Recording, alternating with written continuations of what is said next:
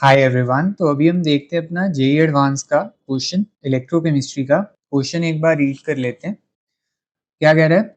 Reduction potential E naught in volts of permanganate MnO4 negative to manganese, है ना। सो मतलब ये जो आपका हाफ रिएक्शन है इसका आपको रिडक्शन पोटेंशियल निकालना है। ठीक है, ये क्वेश्चन आपका आया था जेई एडवांस 2022 पेपर 1 में। ठीक है, सो देखो आपको ये स्ट्रेट फॉरवर्ड क्वेश्चन है। देखो इसमें मल्टीपल कॉन्सेप्ट्स तो आपके नहीं लग रहे, सिंगल कॉन्सेप्ट ही लग रहा है। सो मैं आपको बता देता हूँ। देखो आपको गिवन क्या है, आपको रिडक्शन पोटेंशियल्स दे रखे हैं, स्टैंडर्ड रिडक्शन पोटेंशियल्स पर मैग्नेट टू MnO2। ठीक है, इसका दे रखा है। MnO2 टू Mn2 प्लस का दे रखा है and Mn2 plus two manganese का दे रखा है। सो स्ट्रेट फॉरवर्ड है। देखो आपको पता है गिवन गिवन आपके पास क्या है, ये जितनी भी वैल्यूज दे रखी हैं आपको। ठीक है, मतलब आपको स्टैंडर्ड रिडक्शन पोटेंशियल्स दे रखे हैं। ठीक है, और आपको फाइंड क्या करना है, आपको सिंपली फाइंड करना है जो आपका स्टैंडर्ड रिडक्शन पोटेंशियल है पर मैंगनेट से मैंगनीज जाने का। ठीक है, सो ये सारे आपको दे रखे हैं, ये सारी चीजें गिवन है ना। ठीक है तो हम इसको करेंगे कैसे? सबसे पहले देख लेते हैं आपके कॉन्सेप्ट्स यहाँ पे क्या यूज होंगे। देखो सबसे इंपॉर्टेंट यहाँ पे आपका लैटिमर डायग्राम का कॉन्सेप्ट यूज होगा। ठीक है, लैटिमर डायग्राम में क्या करते हैं हम, देखो हम जैसे अब यहाँ पे अगर मैं कंस्ट्रक्ट करूं लैटिमर डायग्राम सी, तो अपने पास हम कंपाउंड्स को अरेंज करते हैं in the decreasing oxidation state. मतलब मैं आपको बताता हूँ, देखो यहाँ पे हम जैसे लिखेंगे, जस्ट ए सेकेंड, हाँ यहाँ पे लिखता हूँ। देखो तो मैंगनीज की हाईएस्ट ऑक्सीडेशन स्टेट है पर मैग्नेट में, सो यहाँ पे MnO4 नेगेटिव है ना। हम सब पे पता है कि इसकी ऑक्सीडेशन स्टेट अगर X माने तो X आपके पास कितना आएगा, X है मैंगनीज की प्लस 4 ऑक्साइड हैं जिनकी -2 है, so this will be equal to, यहाँ पे -1 आना है।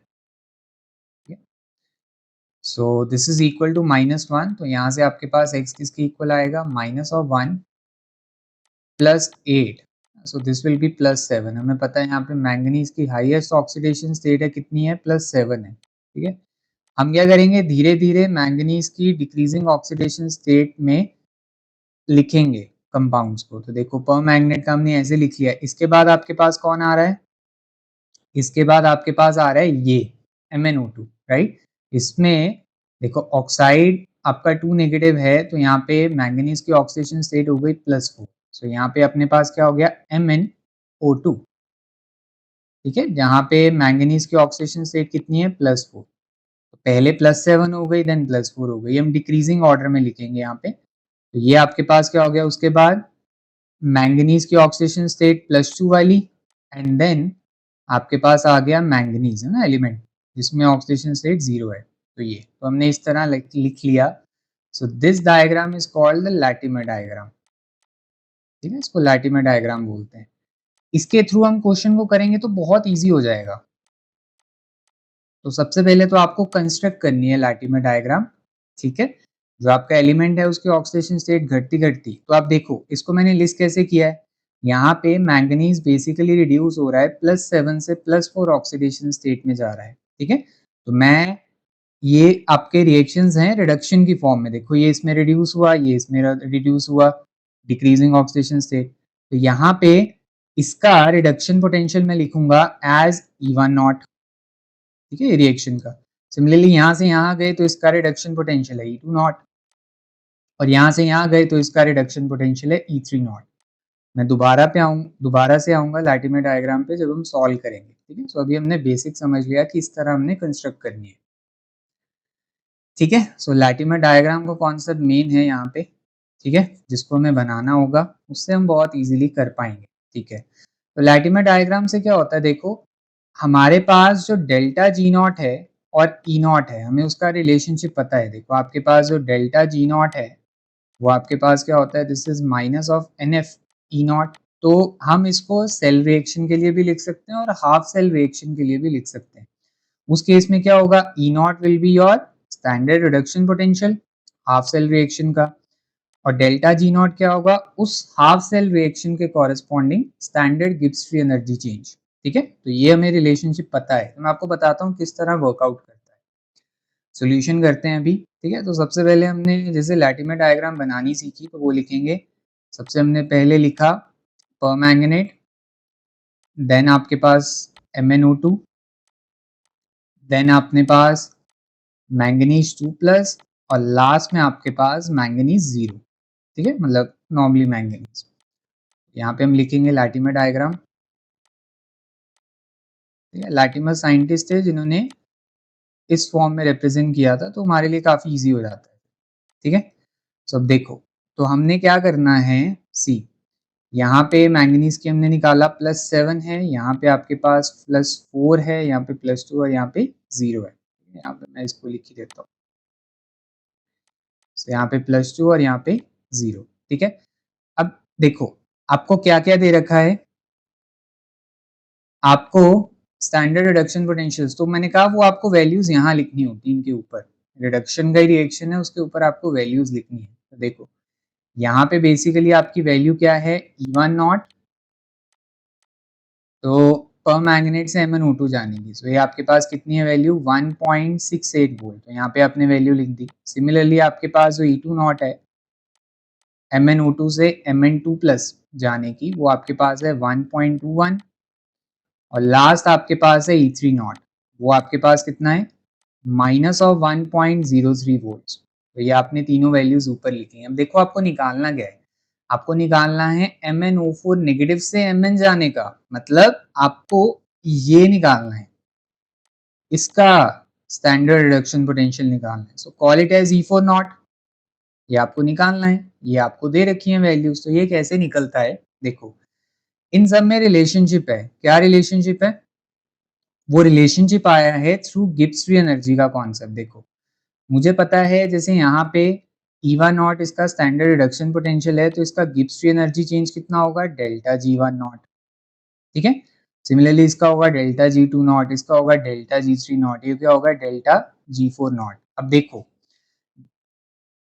सिंस आपकी जो गिब्स फ्री एनर्जी है ना, स्टैंडर्ड गिब्स फ्री एनर्जी का चेंज, वो एक स्टेट फंक्शन है, तो आप स्टेप्स में जाओ, यहाँ से यहाँ गए, यहाँ से यहाँ गए, यहाँ से यहाँ गए। ठीक है, तो ये आपके पास इनिशियल स्टेट हो गई, ये आपकी फाइनल स्टेट हो गई।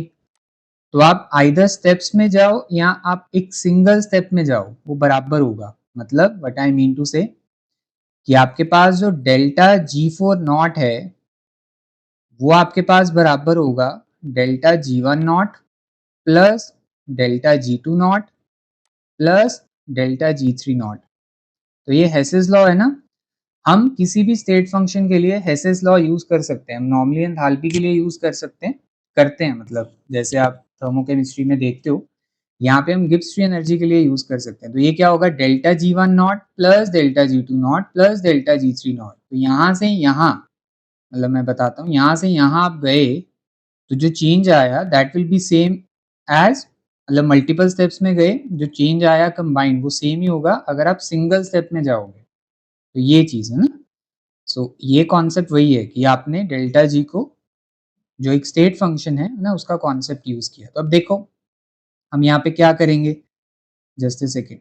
हाँ, तो हम यहाँ पे क्या करेंगे, इसको हम क्या लिख लेंगे as -(n4) f E4 not. तो ये क्या होगा, -(n1) f E1 नॉट। इससे देखो बहुत ईजी हो जाएगा हमारा, हमें हाफ सेल रिएक्शंस लिखने नहीं पड़ेंगे।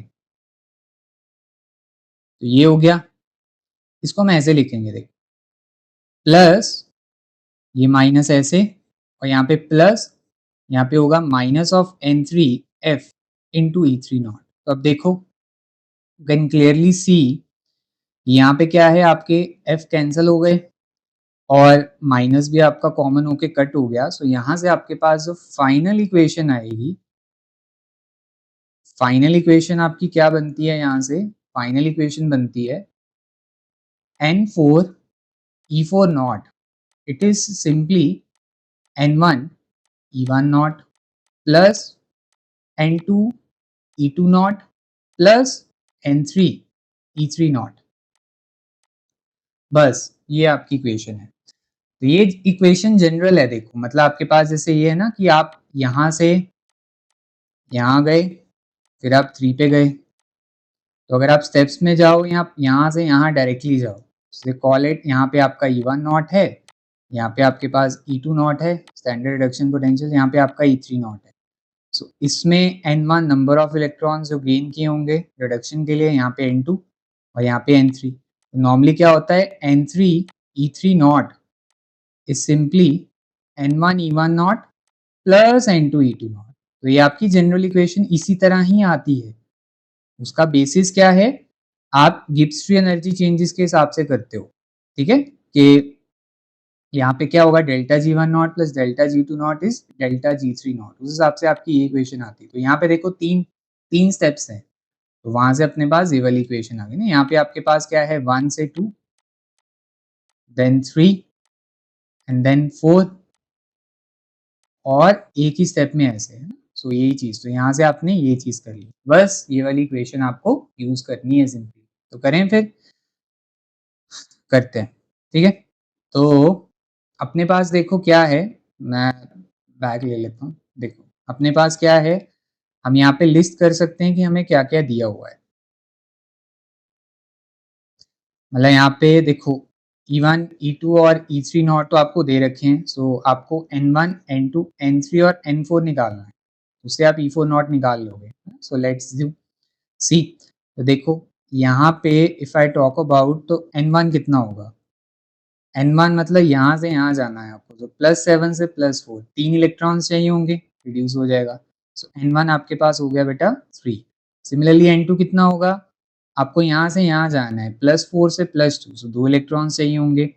N3 कितना होगा, +2 से 0, तो 2 इलेक्ट्रॉन्स चाहिए होंगे, ठीक है। N4 कितना होगा, अगर आपको +7 से 0 जाना है, सो N4 होगा आपका 7 इलेक्ट्रॉन्स गेन होंगे ना उस हिसाब से। तो मैंने एंस निकाल लिए, ई नॉट्स मेरे को दे रखे हैं, so let's put in the values, तो हम आंसर निकाल लें, ठीक है।